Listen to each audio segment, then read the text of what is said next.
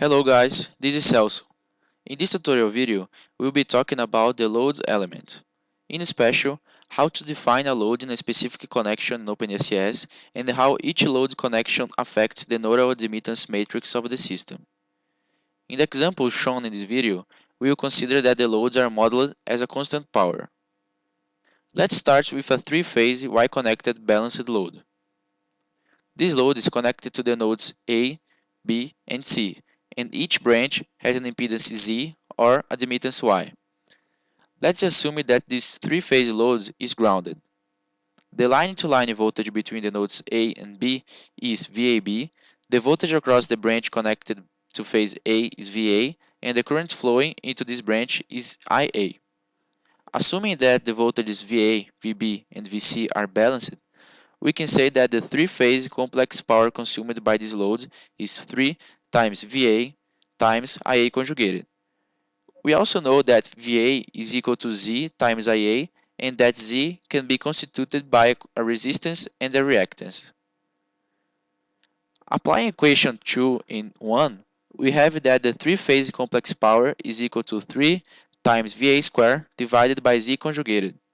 Remember that for a three-phase symmetrical and balanced system, VA is equal to VAB divided by square root of 3. Then, we can say that the three-phase complex power is equal to VAB squared divided by Z conjugated. Finally, writing the impedance Z as R plus JX, we can find that the three-phase active power consumed by these loads is R over R squared plus X squared times VAB squared, and that the reactive power consumed by this load is X over R squared plus X squared times VAB squared. In OpenDSS, you can define R and X directly. These two parameters are specified implicitly by the rated line-to-line voltage for a three-phase load and rated active and reactive power. The actual power consumed by a load depends on its model. We can also calculate the Y-primitive matrix of this load. Y-primitive relates the injected currents IA, IB, and IC to the nodal voltages VA, VB, and VC. By looking to equation 2, we can say that IA is equal to Y times VA, and the same applies to the branches connected to nodes B and C. In fact, as this load presents 4 nodes, A, B, C, and the central node, the Y-primitive matrix is actually a 4x4 matrix. However, as we have already mentioned in the Y-matrix tutorial video, the nodes connected to the reference are not included in the Y-systems matrix. Then, in this tutorial video, we chose to focus in the nodes that affect the system's Y-matrix. Hence, the Y-primitive matrix for this load is a diagonal 3x3 matrix where its non-zero elements are equal to Y. For this example, in OpenDSS, we will create a three-phase line connected between buses K and L, a circuit element connected to bus K, and finally our Y-grounded load connected to nodes 1, 2, and 3 of bus L. In the Y-primitive matrix, the nodes order is the following. As the goal in this tutorial video is to study the loads, we won't focus on the other elements. Then, let's go straight to the loads definition. Let's name the load as load 1. If you go to the help menu, in load, you will see that there are several parameters to describe a load. However, the most important ones are bus 1, connection, KV, KW, kVAR, model, and phases. Note that instead of using the active power and the reactive power to define a load, you can also use the pairs active power with power factor and apparent power with power factor. In this case, our load is a three-phase load. It's connected to bus L in a Y connection. Note that by default, when you specify just Y, it means Y grounded. The rated line-to-line voltage kV is equal to 13.8, and let's set the rated three-phase active power equal to 100 kilowatts and the rated three-phase reactive power to 20 kVAR. Finally, let's set the load model equal to 1, which means constant power. Let me set the voltage base here and solve the system. Now, we can check, for example, the powers in the elements. As you can notice, our load element is consuming a total power equal to what we have specified, 100 kilowatts and 20 kilovar, and this amount of power is evenly split between the three phases.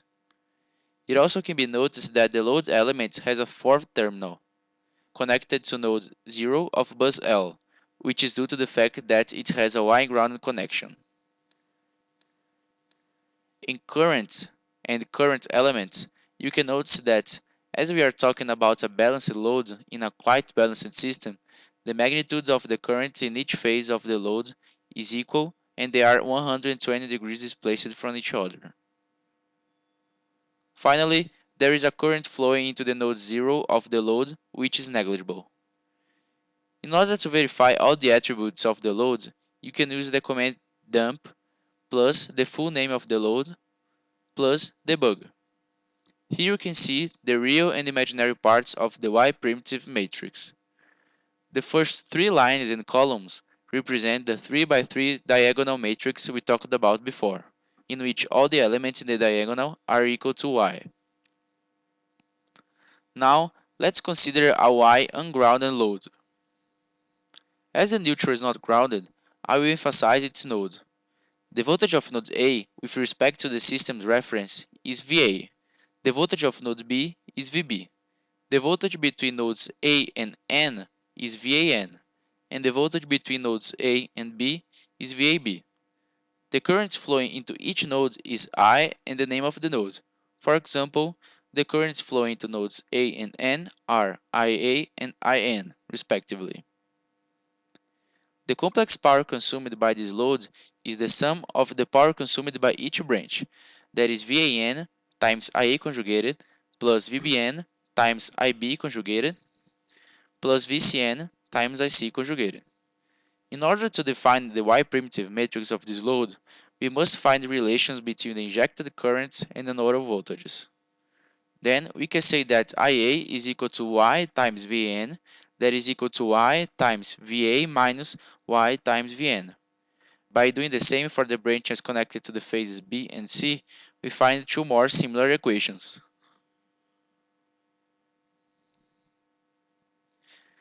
Now, to relate IN with the nodal voltages, we can apply KCL to the neutral node. Then, we find that IN is equal to minus IA minus IB minus IC. Substituting the expressions for IA, IB, and IC, we find that IN is equal to minus Y times VA minus Y times VB minus Y times VC plus 3 times Y times Vn. In a matricial form, we have the following Y primitive.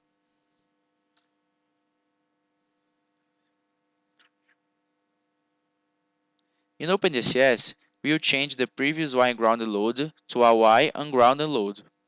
In order to do it, we have to connect the neutral of the load to a node different than node 0. I will choose the node 4. Then, in the Y primitive matrix, the node's order is the following. Back to OpenDSS, let's change our Y grounded load to an ungrounded load. I will name it as load 2. It still has 3 phases, but now we have to explicitly specify the nodes in which the load is connected to. Then, bus 1 is equal to L.1.2.3.4.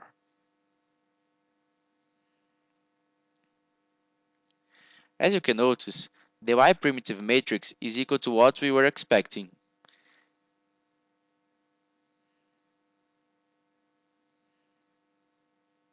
The same applies to the power consumed, as we are still using the constant power model. However, notice that the last node is now the node 4, not 0 anymore. Let's take a look at the nodal voltages. The voltage in the neutral is not 0, but it's still close to 0, because our load is balanced and we are in a very balanced system. I'm saying very balanced because the line we are using is not balanced, as you can notice from the R matrix, X matrix, and C matrix. However, it's a very short line. Now, how can we define a three-phase delta-connected balanced load? The same manner we did before, let's label the node voltages. The voltage between nodes A and V is VAB, and the current flowing from node A to node B inside the delta will be called as IAB. The notation will be kept for the other currents. In a balanced system, we can say that the complex power consumed in each branch of the delta is the same. Then, the total three-phase complex power can be written as 3 times VAB times IAB conjugated. We also know that VAB is equal to Z times IAB. Then, the three-phase complex power is equal to 3 times VAB squared divided by Z conjugated. To find the Y primitive of this delta-connected load, we will apply the definition method, which is the following. This element has 3 terminals, so we expect to find a 3 by 3 Y primitive matrix in the following format. The definition method allows us to calculate each column of the Y primitive matrix separately. The reason being is that by writing the 3 equations in the following format, one can notice that if VB and VC are equal to 0, we can apply a known voltage to node A and measure the injected currents in the nodes A, B, and C. The relation between the injected currents in each node and the voltage applied in node A gives us the first column of the Y primitive matrix. Then, we will apply a voltage VA in node A. How can we set VB and VC to 0? The answer is simple, by connecting them to the reference. Now, all we have to do is measure the currents injected in nodes A, B, and C. We will keep the same notation for the currents within the delta, IAB, IBC, and ICA. If the nodes B and C are grounded, the voltage across the branch between nodes A and B is equal to VA. The voltage across the branch between nodes C and A is VA as well, and the voltage across the branch between nodes B and C is 0. By consequence, IBC is equal to 0. Now, applying KCL in node A, we can say that IA is equal to IAB minus ICA. That is equal to 2 times Y times VA. Applying KCL in node B, we can say that IB is equal to IBC minus IAB. But as IBC is 0, IB is equal to minus Y times VA. Finally, applying KCL in node C, we have that IC is equal to minus Y times VA as well. Then, the first column of the Y primitive matrix is 2 times Y, and minus Y. We can apply the same principle to find the other 2 columns of the Y primitive matrix. At the end, we find the following matrix.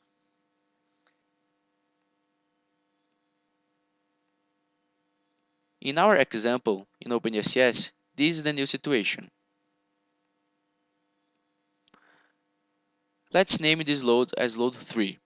The bus 1 can be made equal to L only, because the default connection .1, .2, .3 will be interpreted by OpenDSS, and the connection is delta. By solving the circuit and using the command dump on load 3, we can verify that the Y primitive matrix is according to what we were expecting. The elements out of the diagonal are half of the elements in the diagonal with a negative sign. Now, let's talk about single-phase loads. In the left side, we have a single-phase load connected to the reference, and in the right side, a single-phase load connected to the neutral. In the first case, the complex power consumed by the load is VA times IA conjugated. The injected current is equal to Y times VA. As this load has only one node, neglecting the reference, the Y primitive matrix has only one element, which is Y. In the second case, the voltage across the load is not VA anymore. It is actually VAN. Then, IA is equal to Y times VA minus Y times VN. And IN is equal to minus IA. Finally, rearranging these equations in a matricial format, the Y primitive matrix for this load is a 2 by 2 matrix with the following format. To represent the first case in OpenDSS, We have to connect a single-phase load between nodes 1 and 0 of bus L, whereas in the second case, it has to be connected between nodes 1 and 4. In order to have current flowing to this load, we will add a neutral conductor between lines K and L, grounded in bus K and not grounded in bus L. Let's start with the grounded single-phase load. I will name it as load 4. It is a single phase. We can say that it is connected to bus L, nodes 1 and 0, or we can just say bus L.1, given that the connection between node 1 and the ground is the default connection for single-phase loads. We can just delete the parameter con because it doesn't make sense to talk about connections in delta or Y for a single-phase load. The kV parameter has to be defined as the rated line-to-ground voltage applied on the load.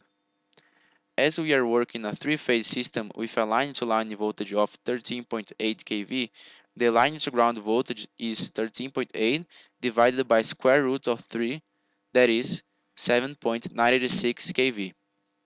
Now, after solving the circuit, let's check the currents in the elements. As you can notice, the load is connected between nodes 1 and 0, as expected. By running the dump command, we can verify that the Y primitive matrix is a 2 by 2 matrix due to the inclusion of the reference, which we were neglecting in the last case. For the ungrounded single-phase load, let's first add the neutral conductor in the line. As it is grounded in bus K and not grounded in bus L, we have to clearly specify the connections. Now, we have to connect our load between nodes 1 and 4. And I'm gonna copy a predefined line with the neutral included. By solving the circuit and checking the currents in the elements, one can notice that now the load is connected between nodes 1 and 4 at bus L. If we hadn't added the neutral conductor in the line, the currents absorbed by the load would be 0, because the node 4 wouldn't be connected to any other element in the system.